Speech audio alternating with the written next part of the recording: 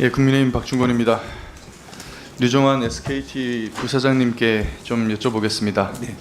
참 이번 해킹 사태로 인해서 국민의 불안과 그리고 정말 불편 이런 것들이 너무 상당한 것 같습니다. 상당한 수준인 것 같습니다. 심지어 이제 온라인상에서 난무하는 여러 가지 컨텐츠들을 통해서 공포심마저 증폭되고 있는 상황인 것 같은데요. 그래서 몇 가지 팩트 체크를 좀 해보겠습니다. 앞선 질의에서 제가 하기는 했습니다만 시간이 좀 부족해서 보완을 해야 될 것 같습니다. 첫 번째가 이제 해킹된 정보를 기준으로 봤을 때 4가지 정도 정보가 유심 복제에 사용이 되는데 이거는 유출이 됐기 때문에 유심은 복제가 된다. 이건 이제 팩트죠. 예, 맞습니다. 이 말은 동일 번호를 갖는 불법 복제폰 개통이 가능하다 이런 뜻 아니겠습니까? 네. 네, 그렇죠. 그러나 이것을 이제 비정상 인증 시도 차단 시스템 FDS라는 걸 통해서 탐지하고 차단하는 일을 하고 있는데 네. SKT의 관계자들이 지금 이것을 24시간 모니터링하고 있습니까? 예. 예, 그렇죠. 그리고 유심 복제에 필요한 정보 외에 휴대폰 단말기에 저장된 개인 정보는 유출되지 않았다. 그러니까 유심이 갖고 있는 메모리에 저장된 개인 정보는 예, 맞습니다. 유출이 되지 않았다. 그렇기 때문에 결코 휴대폰 번호를 단순히 복제하는 것만으로는 국민 개인을 상대로 금융 해킹 같은 것들은 어쨌든 가능하지 않다라는 얘기가 될까요? 어떻게 됩니까? 예, 그 독립적으로는 불가능합니다. 그렇죠.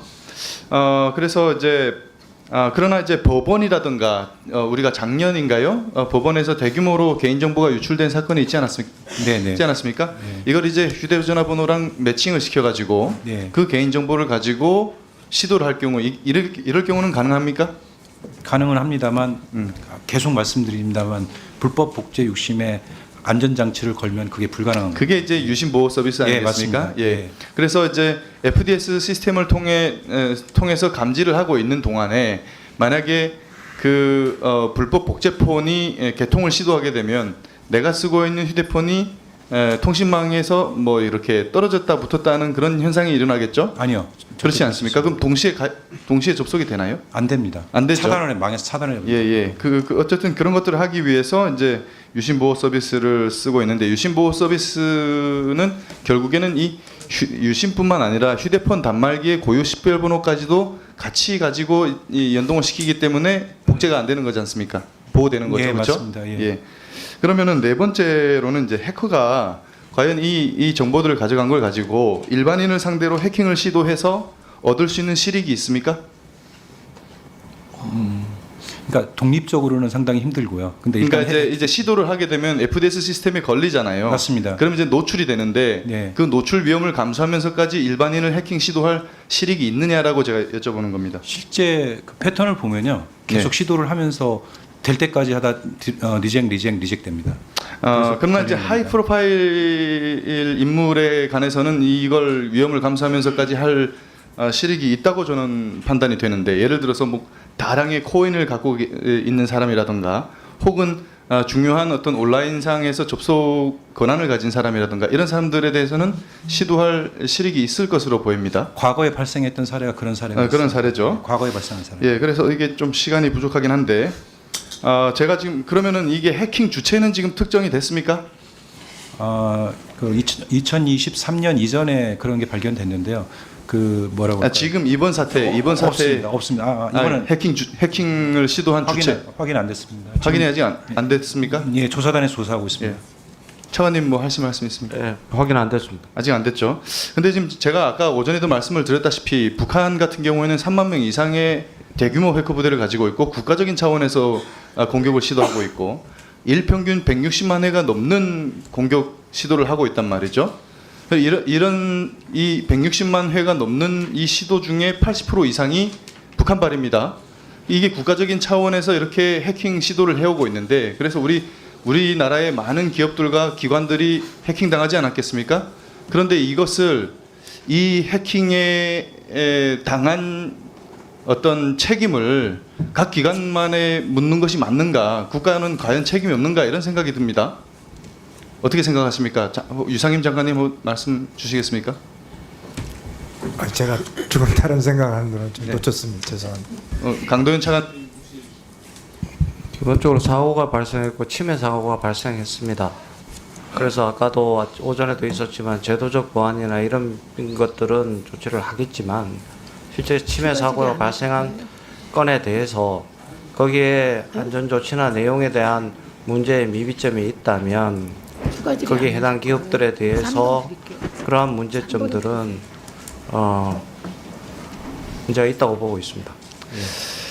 그래서 지금 이게 우리가 대응 방안을 여러 가지로 이제 논의를 하고 있는 중인데 류종환 예. 부사장님, 이제 우리가 이제 유심보호 서비스에 가입하고 그리고 이제 한 뭐 2, 3개월 텀을 두면서 그 기간 동안에 유심까지 전부 다 교체하고 뭐 네. 이런 대응이 있겠죠. 네. 근데 이걸 그러나 이제 오늘 질의에서 요걸 묻기 전에 다른 걸 마저 얘기를 하면, 그러면 과연 이게 SKT가 우리나라 최대의 통신사고 그리고 최고의 기술력을 가지고 있다고 하는 통신사인데 과연 왜 SKT만 털렸는가라고 생각을 해봤을 때 제가 보기에는 가입자가 2,300만 명 정도 된다고 하셨나요? 예. 그러니까 최대 규모의 가입자를 갖고 있기 때문에 SKT가 타겟이 됐을 거라고 생각합니다. 뭐 SKT가 보안이 특별히 뭐 LG U+나 KT에 비해서 뭐 취약하기 때문이라고 보기보다는, 혹은 뭐 실수였을 수도 있겠지만, 그러면 이걸 추후에 이 다시 해킹에 털리지 않도록 대응이 가능합니까? 사내 자체적으로? 저희가 대응을 하기 위해서 지금 조사단하고 같이 움직이고 있고요. 거기서 나오는 결과에 따라서 대응을 할 거고, 또 저희 나름대로 지금 이번 결과에 대해서 계속 외부 전문가의 어떤 시각을 가지고 진단을 하고 있습니다. 그래서 저는 이게 국가적인 차원의 보호 조치가 있어야 된다고 생각합니다. 저는 이게 사이버 보안이라는 것이 결국에는 이게 안보 이슈고 국가의 주요 책무 중에 하나가 국가의 안보를 튼튼히 하는 것인데, 우리 기업 하나 제대로 지키지 못하는 그런 것에 대해서는 우리 국가적 차원에서 책임을 같이 통감해야 된다고 생각합니다. 지금 우리 털린 게 SKT 하나만이 아니지 않습니까? 심지어 국방부까지 털렸어요. 법원은 심지어 2년 동안 해킹에 당하면서도 당하는 줄조차도 몰랐습니다. 만약에 오늘 이제 질의에서 이제 번호 이동을 하게 될 경우 위약금을 면제해 주는 거에 대해서 검토를 해보라고 하신 그런 얘기가 많이 나왔는데, 네. 부사장님, 만약에 위약금을 면제해 주게 되면 예상되는 어떤 우려가 뭡니까? 일단은 그 가입자 간 이동이 되겠죠. 타사로의 이동 같은 거. 예. 많이 이탈이 일어날 거라 생각하십니까? 그건 아직 예측 같은 거를 안 한 걸로 알고 있습니다. 뭐 그런 것도 예측이 안 되나요, 그거는? 뭐 예를 들어서 뭐 얼만큼 이탈이 일어나고 또 그에 따르는 비용 손실은 얼마고 이게 기업 생존에 어느 만큼의 영향을 미친다, 이런 뭐 계산이 안 섭니까? 기업 차원에서 생각 안 해봤습니까? 예, 아직 예측은 안 한 걸로 알고 있습니다.